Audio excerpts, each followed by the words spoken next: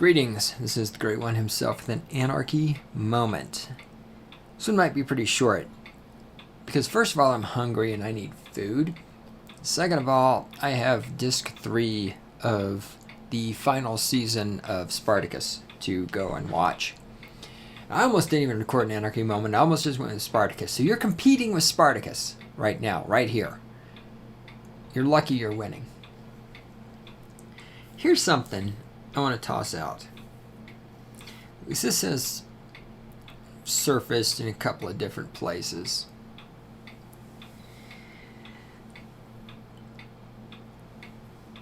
There's a misconception about libertarians. There's a concept. I'm also, because words are important, terminology is important,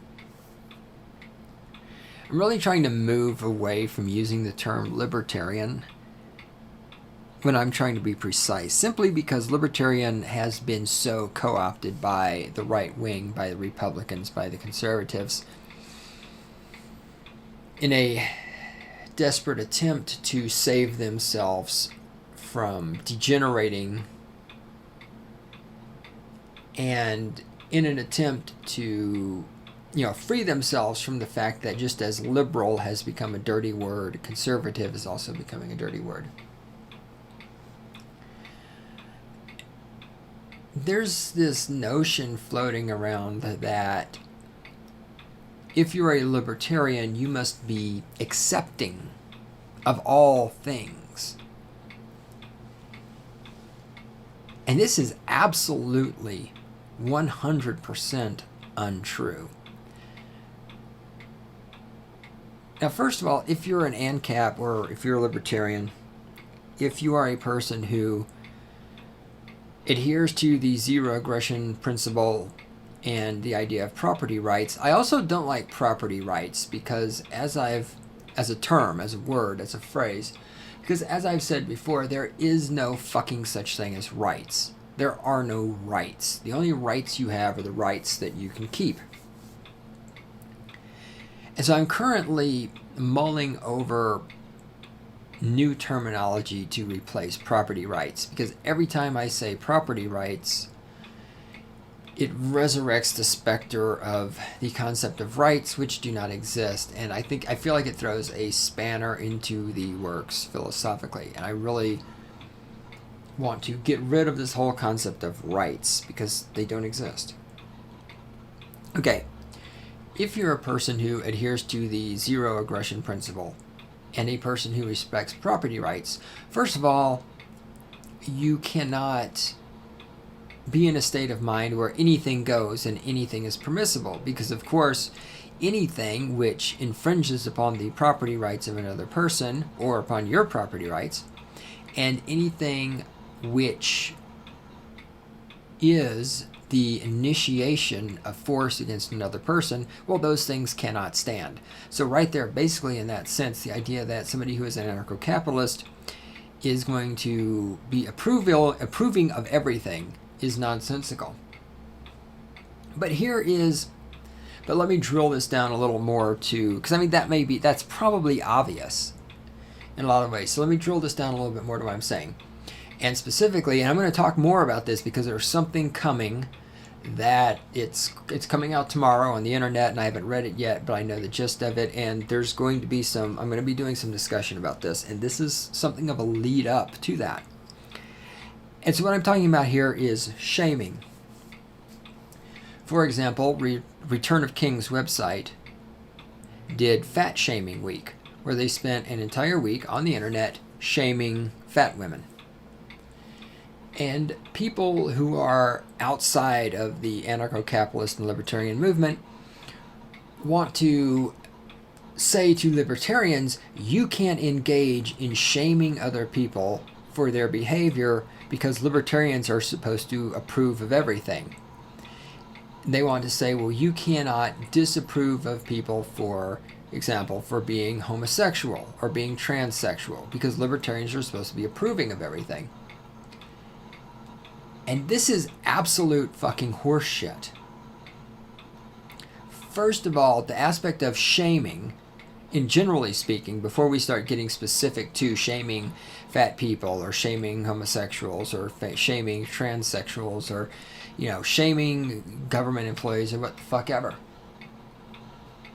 There is nothing in anarcho-capitalist belief that says shaming is a bad thing. In fact, ANCAP society would, to a very large extent, be based on shaming people, because shaming is a facet of shunning people.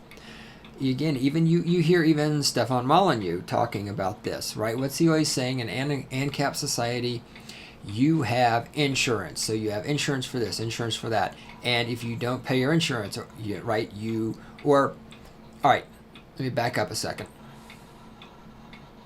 Let me come at this with a little bitter. So as Stefan Molyneux would argue, you're in an ANCAP society and somebody borrows a bunch of money and then doesn't pay it back. So they would have insurance covering them to do stuff like that. So the insurance company would pay that money back to the lender. But then at the same time, the insurance company would say to the borrower, look, you made this agreement to pay back that money and you didn't do it. We're not going to cover you anymore. And they would shun this person. So then the rest of society would see that this person didn't pay back the money, and other people would say, hey, we're not going to do business with you either. We're not going to sell you electricity. I'm not going to sell you food. We're not going to let you in our restaurant. So ostracism or shunning or shaming, you can call it any of those three words. It's the same thing. There is nothing about anarcho-capitalism that says shaming people for not paying their debts is wrong. Shaming people for not paying their debts is, in fact, an integral part of an anarcho-capitalist society. So shaming, in and of itself, as a concept, is not something that libertarians or anarcho-capitalists have to avoid engaging in. Now, as for who they choose to shame, in this case, we talked about a person not paying his debts. You could shame somebody who's a rapist. But if you're an anarcho-capitalist, can you shame somebody for being fat? Well, of course you can. As long as you are not violating their property rights, which you're not doing by shaming them for being fat, and as long as you're not initiating aggression. Now, of course, the liberals out there, the left-wing statists, are going to say, oh, but making fun of people is aggression against them because words hurt people's feelings. And this is a big, big debate. And I mean, it's a legitimate debate. Don't get me wrong. I'm not trying to minimalize the debate. There's arguments to be made here. There are those who say, of course, that words are aggression. When you call a fat person fat, that's aggression. Okay, I can understand how many of you would make that argument. You're wrong, but I understand how you make that argument. And the reason you're wrong is very, very simple. When I'm making words right now. They're going into my Zoom H2 recorder, and I'm going to put them on the website, and you're going to listen to these words. So you're listening to these words right now, and many of you are, of course, totally offended by this, and you think I am creating aggression against you right now by saying that in an anarcho-capitalist society, shaming fat people is perfectly okay. Your response to my words is entirely under your control. Now, your response to my words has been conditioned by society and by your own behavior and by your past and by your inability to think, but none of that is my problem. Your response to my words is entirely under your control. In an anarcho-capitalist society, people can shame women for being fat. And fat women can shame people who try to shame them. Which is exactly what's happening right now. It's called feminism. And you'll notice that none of the people who say you can't shame fat women none of those people have a problem with fat women shaming skinny women. I mean, how often do fat women accuse skinny women of having eating disorders? I know a lot of skinny. I mean, I have a friend, and this came up in conversation about 2 weeks ago.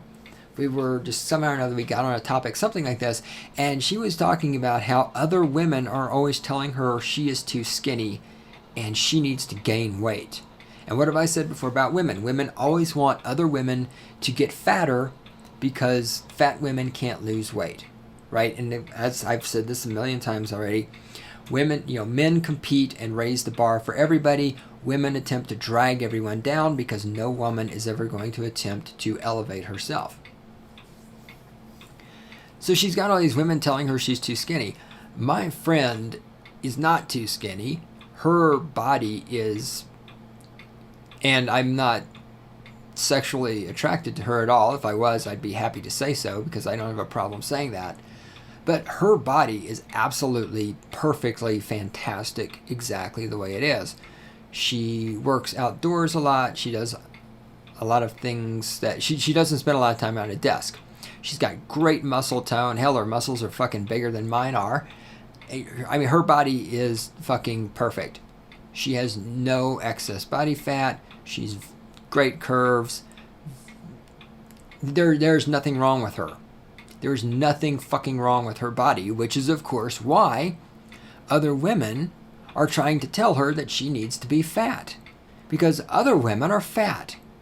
And other women are intimidated by a woman who's more physically attractive than they are. So what do? They attempt to shame women who are skinny. They attempt to shame women who are attractive and manipulate those women into being fatter and less attractive. So for the feminist, shaming is a perfectly legitimate tactic, except when it's used against them. In an anarcho-capitalist society, shaming is a perfectly legitimate tactic at all times because it's what anarcho-capitalism is based on. One of the things it's based on is just the social pressure of the group. You don't get people to lose weight by passing laws, by using the violence of the government, by pointing a gun at them. You get people in a society to lose weight by simply making fun of them. Or by saying, again, why is it the insurance companies can charge more money to people who smoke, but are they charging more money? The health insurance under Obamacare charges you more if you smoke cigarettes. Well, does Obamacare charge higher premiums if you're fat? So we can shame smokers, but we can't shame fat people because fat people are just this sacred aspect of our society that can't be touched. And of course, in the statist society we live in right now, why are fat people so sacred? Well, because fat people consume a lot of food. Fat people buy a lot of food. Where does food come from? Multi-billion-dollar international agricultural corporations, because the fat people aren't eating healthy food, right? They're not buying local organic produce and shit like that. These are the people eating the shit made by ADM and Monsanto, and these are the people going to Burger King and McDonald's. The fat people are the people who are eating primarily the feed that is produced from the chemical mills of the multi-billion-dollar agricultural business. So this is why fat people are protected, because fat people also pump a lot of money into the healthcare system. And fat people pump a lot of money into the agricultural industrial complex. This is why fat people are protected, and we can't shame them. So when I have people telling me, and I've had people tell me this is where this comes from. Well, you claim to be a libertarian. You can't make fun of fat people. You need to accept everybody. That's what libertarianism is. No,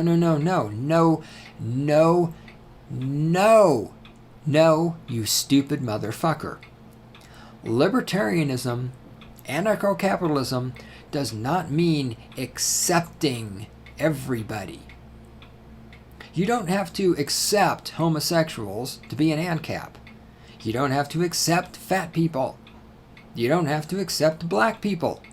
You don't have to accept white people. You don't have to accept jack shit. What you have to do to be an anarcho-capitalist is you have to respect other people's property rights, and you have to not initiate aggression against them.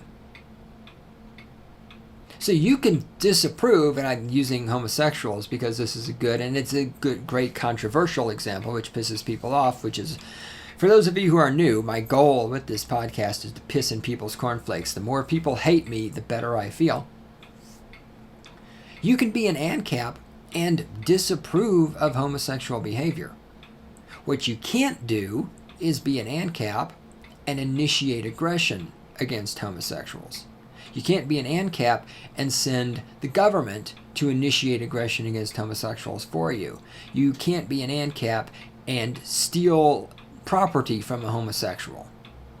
But you don't have to approve of homosexuals' behavior.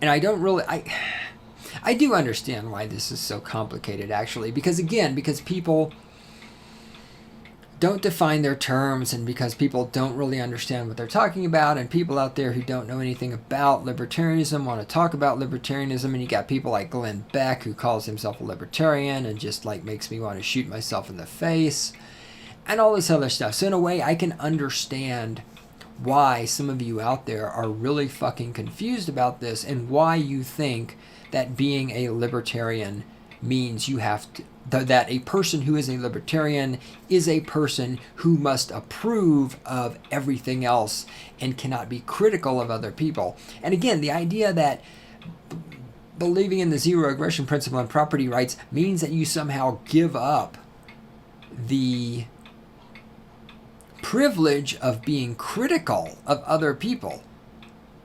Again, I'm using critical in the philosophical sense, not the lay sense where, ooh, you're criticizing me. I mean, to be critical is to evaluate, right?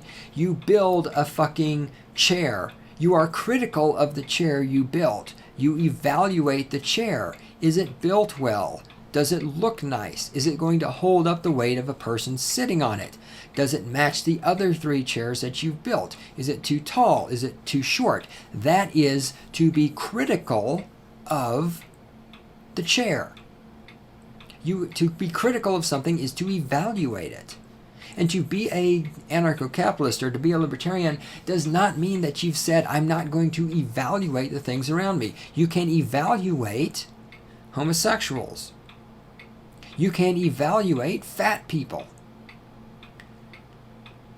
And you can find those things lacking if that's where your thinking takes you, right? I, for example, unlike many people in the manosphere, I don't particularly find homosexuals to be problematic after being critical of them. I mean, yes, I find the GLBT movement to be flawed and dangerous and fucked up, yes. Just as the feminazi movement, the femistatist movement, is flawed and dangerous and fucked up, but that doesn't mean all women are fucked up, just like the failings of the GLBTers are not the failings of everybody who is a homosexual. And certainly you can, I can, anyone can be critical of fat people and find failings with them. So just to wrap it up, so I can go eat some food and watch Spartacus. No, if you are an anarcho-capitalist, you still get to be critical of other people. You still get to shame other people if logic and reasoning determines that those people deserve to be shamed. You just can't initiate violence against them, and you can't violate their property rights. And making fun of people who are fat, specifically women who are fat, and pointing out the flaws in their logic is not aggression. It's simply intelligence.